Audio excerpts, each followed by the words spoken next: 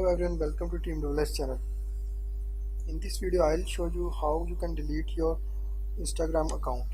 So first of all, open your Instagram ID and go to settings. After that, click on help.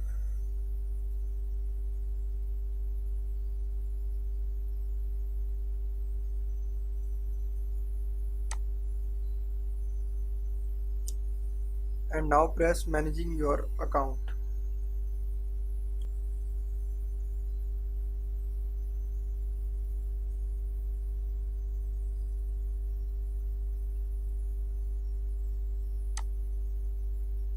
Here you have the option of delete account.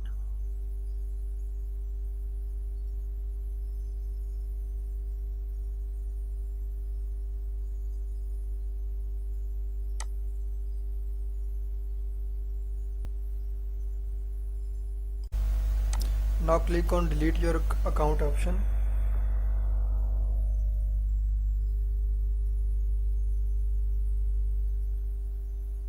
And from here you can select any reason and then add your password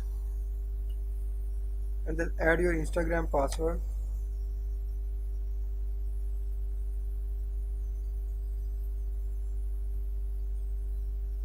After that, click on permanently delete Instagram account and select OK.